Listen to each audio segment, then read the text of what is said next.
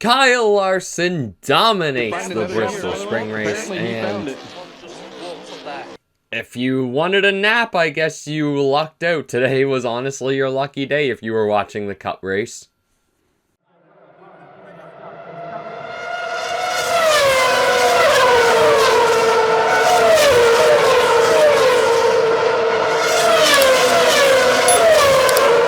What's going on, ladies and gentlemen? Welcome back to another NASCAR post-race review here on the channel today. And today, ladies and gentlemen, we will be recapping the 2025 Food City 500 at the Bristol Motor Speedway. And to be honest, guys, this wasn't much of a race. I mean, I'm gonna have to drag out the Kyle Larson talks and all that stuff to try and make this race interesting, but this was not an exciting NASCAR Cup Series race. I am just going to put it straight out and honest with you.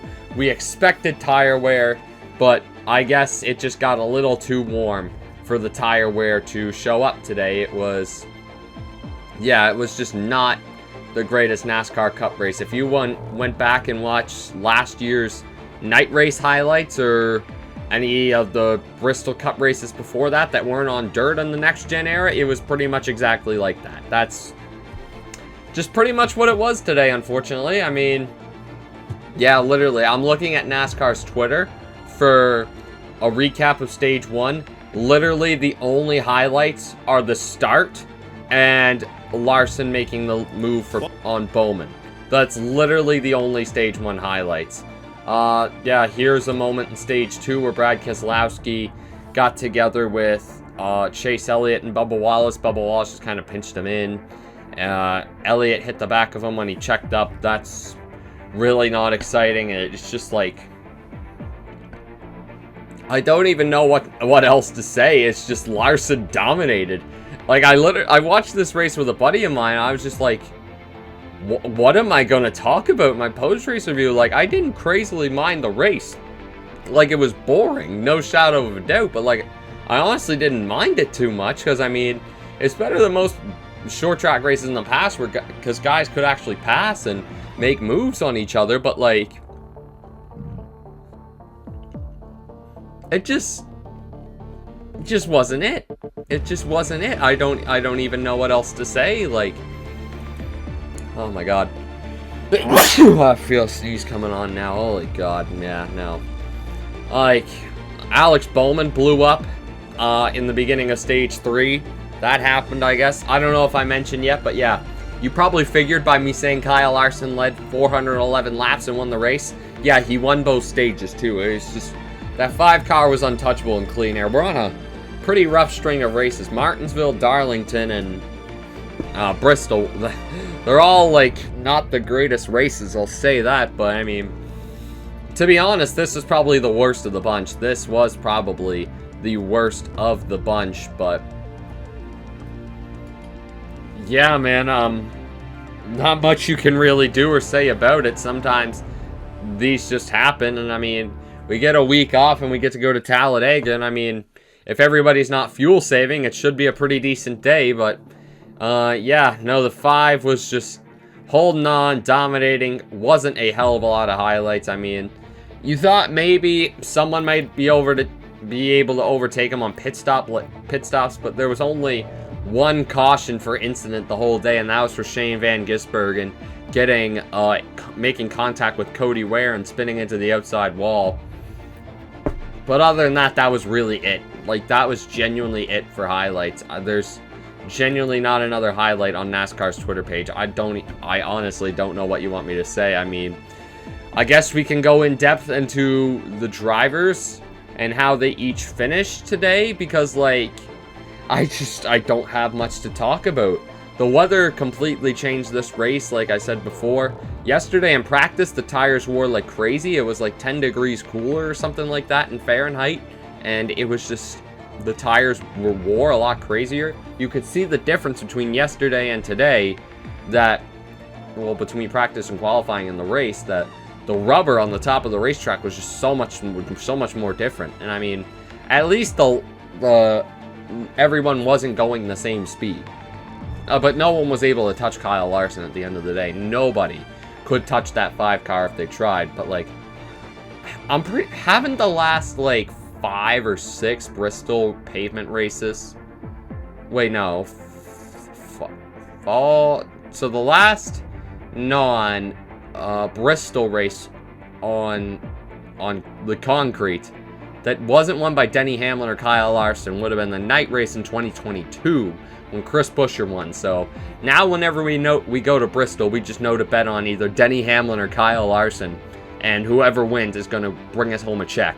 That's pretty much what happens. But yeah, Kyle Larson dominated. Good job to him. And I mean, I can't remember what buddy's name was who passed away. Was it John Edwards? I mean, condolences to him.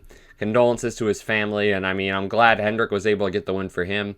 And I mean, it would have been nice to... does Hattori still race in the trucks? Because it would have been awesome if they were able to... If Hattori were able to win for their owner who tragically died in a car accident.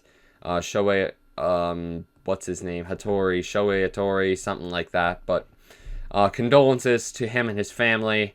And yeah, it was a rough week in the NASCAR world, and glad we're able to go to Bristol, have a decent weekend. I mean, the racing was very forgettable, but I'm sure Kyle Larson won't be forgetting it in a hurry. But let's get into your results. Well, let's take a look at our finishing results here. Gonna have to talk in depth about most of these guys, so this video can actually be dragged out to like over 10 minutes. But oh my god, that pizza I ate today it's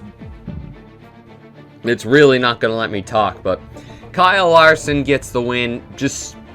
He just dominated this whole race, and I mean, you can't say anything else other than just he absolutely wiped the floor with everyone. So good job to Young Money, all I can really say there. Then it was Denny Hamlin. And yeah, Denny Hamlin was definitely Kyle Larson's closest competitor. I mean, if something would have changed on the pit stops, if the 5 team had a bad pit stop, yeah, Denny Hamlin could have went and won this race maybe, but oh well, is what it is. Just wasn't meant to be for Denny Hamlin today. Then it was Ty Gibbs, Chase Briscoe, Ryan Blaney, William Byron, Ross Chastain, Christopher Bell, AJ Allmendinger, and Austin Dillon round out your top 10.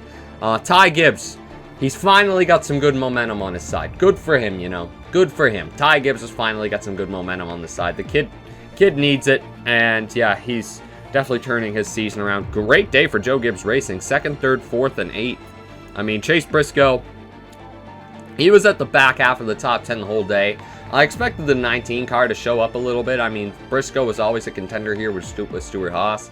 And I mean, we all know Joe Gibbs Racing equipment was better than Stuart Haas the last 4 years. So I expected Briscoe to be a little bit more prevalent, but hey, 4th place finish, nothing wrong with that. Same with Ryan Blaney. I expected Ryan Blaney to be more prevalent today, but they took a swing on the strategy.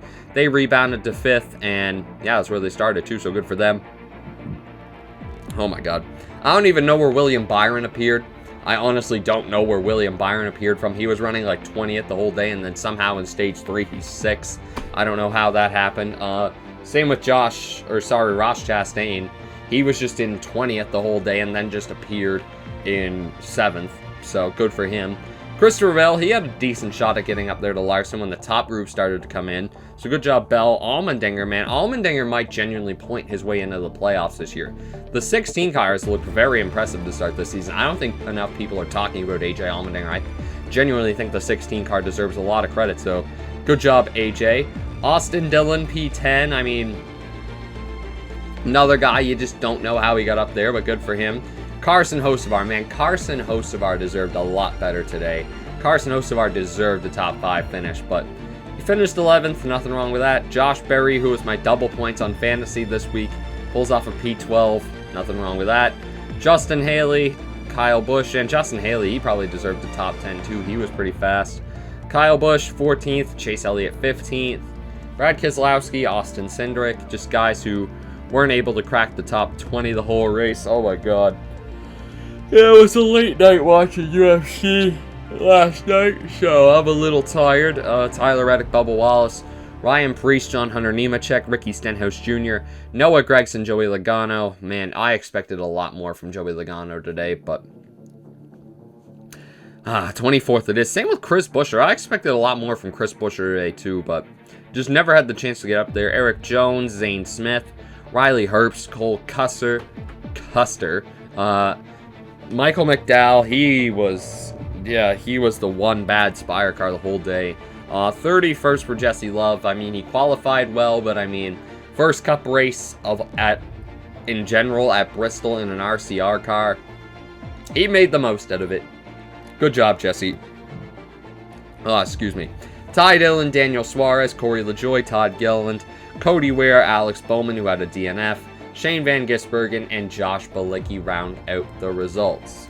Now, I'm going to enter a new segment that I'm going to start doing for these videos, and that is the Skylar Dagley Driver of the Day. I figured I'd try something new. I mean, why not? And I mean, we see F1 do this a little bit, and I mean, I'll design a graphic for it and everything, but like, maybe I can do something where we vote for the driver of the day in like on a YouTube community vote or something. I put like 4 drivers up, or maybe like 3, and then others, and I look at the comments, and we can suggest it together who we think the driver of the day was. Maybe once I get more subscribers, we can do that too. But for me, the driver of the day today has to be Kyle Larson. I mean, I don't know who else it would be after a performance like that, but we'll give the first ever Skylar Dagley driver of the day at Bristol to Kyle Larson. 411 laps led, just dominated the whole day. Fastest car, fastest driver. That's a winning combination. That gives you the Skylar Dagley driver of the day. Now let's put this race on the Skylar scale. Y'all, this race was just not great. This race was just not great. I don't even know what else to say. It just wasn't great. It just wasn't great.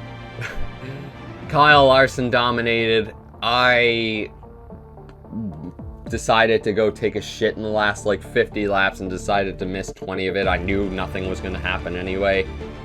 I mean, can you give it any higher than a 50? I even think a 50 is being generous, but I'll give it like a 40. I mean, 45 I think is fair, but the short tracks and road courses just gotta be better than this. It just has to be. This was just not entertaining in the slightest. I mean, thank God for Goodyear trying to make up for NASCAR's lost cause with this next-gen race car on short tracks and road courses, but unfortunately today just wasn't it. There was steps in the right direction. I mean, not everybody was able to go the same speed. There were some fall off in lap times, but at the end of the day, if you weren't in clean air, you did not stand a prayer at catching Kyle Larson today. That is just how it goes. That is just how it goes. And I mean, yeah, I mean, I would have rather seen the conveyor belt racing. Maybe, maybe why don't we decrease the size of the tire too? I think that should be something they discuss, because the tires are a lot wider than what they were back in the day. Maybe we give that a shot. Maybe just. I don't know how realistic that is, but I think it's worth a shot. Guys, sorry for the short post-race review, but like, there just isn't much to talk about today. There just isn't. I apologize that this video is so short, but like, I just don't know what else to talk about. I really don't. This race was boring. It was of like a 40% race, like I said, but yeah, drop a comment down below if you enjoyed, and like, share, subscribe. I'll see you in 2 weeks' time for Talladega. I'm gonna have a week off of doing post-race reviews. That'll be kind of nice. I'm actually gonna be away with my lady friend. It is her birthday this Easter weekend, so everybody wish girlfriend Olivia a very happy birthday, and yeah, that's really about it. I will see you guys for the next episode of these post-race reviews, and it'll be for, it's the Jack Links 500 at Talladega now. I'll have to eat some beef jerky for that race, but take care, guys, and I will see you at Talladega in 2 weeks from now. Take care, and peace!